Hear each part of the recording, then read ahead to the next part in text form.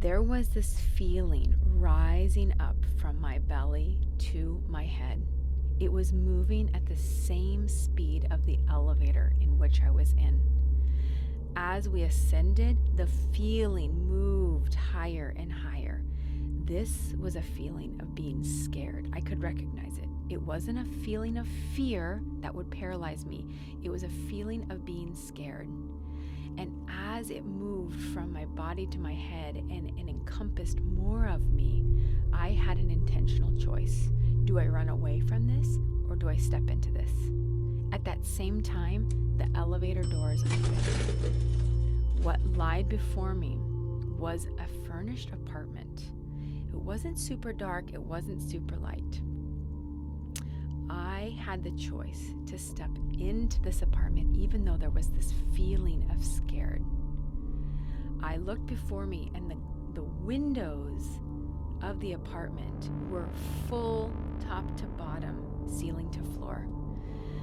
I could see that we had ascended to a very high level in this building.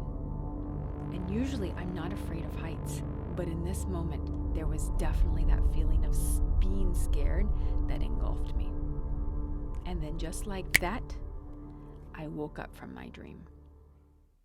Now, this dream has stayed with me because this is not usually the type of dreams that I have. But as I woke up, I understood this dream has so much to do with my personal and professional life. I usually don't have this feeling of being scared in what I'm doing. I'm a human. I don't want to. I stay away from that. But in this moment, I recognize there are things to come that I could choose to either step away from this scared feeling and withdraw, or I could step into this scared feeling and see what is to come. I am choosing to step into this feeling because I believe that being obedient to the Spirit, who's going to help me in this, is really going to reap amazing, amazing benefits and success. Why do I tell this story, and how does this have to do with unlocking your confidence when it comes to being with people? All things are connected. This feeling of being scared is something you can press into when it comes to being around people. This feeling of low confidence level around other people, it is something that you need to recognize and then decide what to do with. Do you shy away even more, or do you press into this? Do you really want to be more confident around other people? And when I talk about other people, I'm talking about all of them. Your partner, your boss, your family members, your community members, some people you interact with at the co-working space. It's wherever. It's people in general. You need to recognize where you are and intentionally decide, do I press into this or do I shy away from this? Listen, when we walk into a room and we recognize a change in our confidence level, it could be one of two things. One, we didn't prepare ourselves well. We did not prepare ourselves well mentally, physically, spiritually to walk into this room and be ourselves. Or two, it was a safety mechanism to keep you protected. Did you walk into this room? Did someone immediately intimidate you? Did something remind you, trigger you to some lack of confidence, feeling, ability of the past?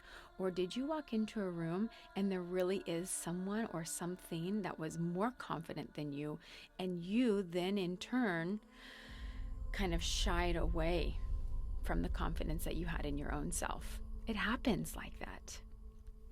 The truth is that you can identify the areas, the experiences that you've had in which you have either walked into a room and increased in your confidence level, or walked into a room and decreased in your confidence level around other people. Then you can establish a baseline. Then you can establish a pattern. Usually when it's like this, my confidence level increases. Usually when it's like this, my confidence level decreases. Now, let me be very honest in saying, sometimes this is not easy to do alone. Sometimes you need a guide, a coach, someone on the other side listening very deeply to help you understand and establish this baseline.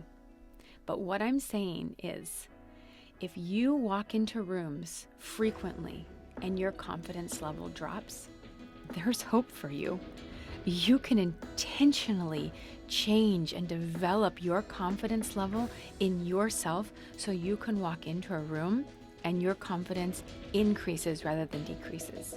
Or you can intentionally prepare yourself in different ways so that, again, your confidence level increases rather than decreases. It's up to you. This is a way to unlock your understanding of how you are with people.